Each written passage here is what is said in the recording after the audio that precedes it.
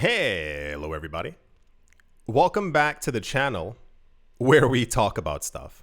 Don't forget to subscribe if you have not already done so, and a very big thank you to everyone who leaves a like on every single video. Following the chaotic order of my last couple of videos, if you haven't been seeing them, it's mainly because of I don't want to use the word frustration, but this really weird feeling that a lot of people aren't paying attention regardless of what news that we get on any given day about the cryptocurrency space and who's buying. I've ranted a lot about this before, but I feel like it's now coming to a fever pitch just because we have explicit confirmation daily that these Bitcoin purchases are happening. So it's one thing if we were like 10 years ago and people are, it's just like rumors and, oh my gosh, they might buy some Bitcoin. But now that we know that it's happening and everyone in crypto isn't paying attention and or buying, I really don't know what to do. If you've somehow missed the news, large banks and central banks are buying huge amounts of Bitcoin, not like small amounts of, but the fact that they're buying Bitcoin at all is insane. That's number one, because the entire point of the banking system and the entire point of Bitcoin is that they're separate. They're just not the same. And banks would never get into something that's decentralized unless they realize that they can own all of it as it becomes the new world currency, but that's something besides the point. Maybe it actually is the point. We just got news, and I mean, this isn't the first time. We've had news like this a lot of times. Maybe, I want to say once or twice a week.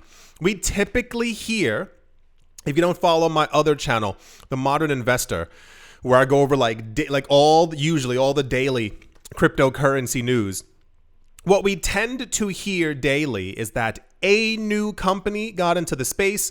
One company, returning company, just bought a bunch of Bitcoin, something with MicroStrategy, some kind of like a big, it's always like accumulation. There's never not an accumulation day or some kind of whatever.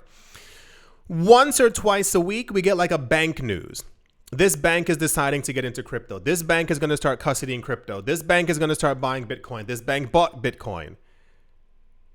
After 100 days of news like that, and everyone in crypto isn't buying more, I find it a little weird.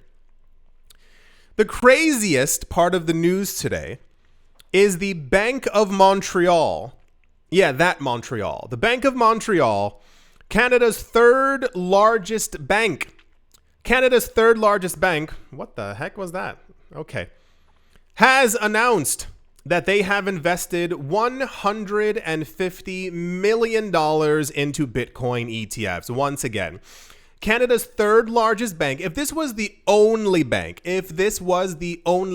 on the planet who was buying Bitcoin, it's still insane news. You know what's even crazier? They're not the only bank. There's a bunch of banks who are buying all the time, and for some reason, people keep pretending like it's not happening. The bank, and the only reason why we knew this information, can you guess why? Is because of the SEC filing requirements.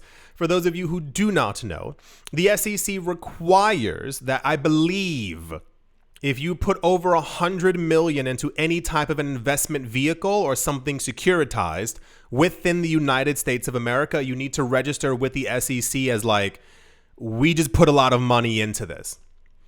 The bank had to submit a Form 13F-HR to the US SEC, and this revealed, because what happens is that the banks don't give out this information. I don't know why I'm doing this. The banks don't actually give out this information. They send an envoy or someone goes and they talk to the SEC. They file out the required forms. But people in crypto have begun to scour, look through, peruse the SEC's website. That's how last year we got news that there were several central banks who also were buying Bitcoin. And to my surprise, no one freaking paid attention. Because you would assume, if you're into the rest of the crypto market aside, if you're into Bitcoin, I assume you know what Bitcoin is for and what Bitcoin stands for. I just heard someone say, nah, well, that's a problem, buddy, because you're supposed to really understand, first of all, your investments in general. You don't just invest in a company because it sounds cool or smart or awesome or you like the name of it. You're supposed to know where you're putting your money that you worked for. The point of Bitcoin is that it's finite, is that it's for the people, is that it's literally meant to be against the institutions. So when the institutions start to buy, this should set off alarms in your head because they get it. They're understanding faster than the public, and they're trying to buy everything before you and your family understand exactly what's going on. Even crazier is that you get news like this. You get news just like that, and you hear daily that Bitcoin is for 8 billion people. And then you have a couple, was it 1,000, however many wallets, who own tons of Bitcoin because everyone keeps fighting on Twitter. No one's paying attention. No one's paying attention. You just heard, how many of you just heard me say the Bank of Montreal, the third largest bank in Canada, one of the largest economies on the planet, owns $150 million worth of Bitcoin, and it did nothing to your psyche, nothing to your brain. It didn't cause you to not only to become more bullish, but to also not buy more. Think about it. Think about it. Do you have $150 million right now to throw into Bitcoin? You know who does? Hundreds of banks that we've been hearing about, and all these institutions and all these companies and all these hedge funds. You know who? When you hear that these ETFs are purchasing 1.5 million Bitcoin in 14 months, you should be sitting down and figuring out, this is my opinion. What the heck is going on and how can you be involved? The only reason we know that these banks are buying Bitcoin is because of the SEC requirements that you need to file. The bank submission of the Form 13F-HR to the US SEC that it had quietly, the bank had purchased $139 million worth of BlackRock's iShares Bitcoin ETFs, and the other $11 million were distributed among 3 other Bitcoin ETFs as well. I really don't know what else to say. I don't know how the world is going to. Why is no one paying attention to anything? Monetarily, in my words or fashion. This is what I don't know if everyone is kind of on this like sadness train where like a lot of people don't think. For those of you who don't know, it's a huge thing. A lot of people think that they'll never be able to retire. That's a huge, across multiple, if not everywhere.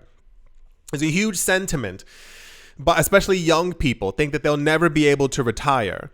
I watch documentaries and stuff all the time, and there's one that sticks out immediately into my head. They were asking people on the street, do you think you'll be able to retire? They were trying to gauge and talk to people between the ages of 18 to 21. A lot of people were saying, no, I have student debt. No, I have so-and-so. No, I'll never be able to retire. Like all these other kinds of things. And they were trying to explain to them, well, if you start investing now or putting away money now, you'll be able to retire a lot earlier. It's kind of this idea that a lot of people have in their heads that their retirement has to be exactly where they are. I'm sure you've seen videos. I'm certain you've seen videos of these couples who are from the States or otherwise, and they retired in Mexico or in Belize or the south of France and all these other places. And they're talking about like, We bought a house for like 85,000. We thought we had to have 700,000 for a house. Like, retirement is in everyone's grasp. Let me make that abundantly clear. You just have to be willing to spread your wings and go somewhere else. If you get a chance, here's a good one, and hopefully this does something for someone. Look at the cost of living in Thailand. Look at the cost of renting a luxury 1 or 2 bedroom, luxury, a pool in the building, a gym, a cinema room, a basketball court. I'm going to spoil it for you. It's anywhere between $500 to $700. Food outside at a restaurant can be anywhere between $1 to $3. And then I know, because I grew up in the States, and I know the mindset that we were constantly told our entire lives when it came to thinking about other countries. Look at what Thailand actually looks like. It's just skyscrapers everywhere. It's beautiful. It's properly developed. It's not developing. It's gorgeous. You know how many people go to Thailand to retire? A lot. A lot of people. A lot of people go to Bali. There's so many places you just have to be willing to. You don't need as much money as you think. Remember when I said this was maybe a year ago. I was asking, how much money do you think you need to retire? The average answer was 2 to 5 million. The answer is probably closer to like $1 million, if not a little bit lower. Like, and I mean like to like live well, to live well in another country. You just have to be willing to actually go and do it. So anyway, dragging it all back to what we were just talking about. I don't know why people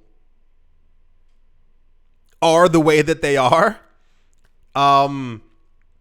We hear constantly that banks and institutions are buying up crypto. And I don't want people to complain in the future that they didn't know about this news. They didn't know it was happening. They didn't know what to do with the information. They couldn't figure out how to buy crypto or Bitcoin. They didn't know. There's always thousands of excuses. The news is here every single day. That's why I was like, subscribe, because you'll get the news constantly. You'll know how much accumulation is taking place. Most people, the average person, are just paying attention to prices, and you don't get that it's all happening in front of your face and they're buying up everything while you sit there and pout because Bitcoin's not already over $1 million. Bitcoin's going to $1 million. Do you want to buy Bitcoin at $1 million, or do you want to get it at a cheaper price? Anywho, yeah, the Bank of Montreal currently owns $150 million worth of Bitcoin. I hope you all enjoyed. Hope you all are having a great day. Morning, afternoon, evening, wherever you are, wherever you might be. I do hope it's absolutely fantastic. Thank you all once again for watching, listening, liking, commenting, and supporting. And I will most certainly be talking to you all soon. See you.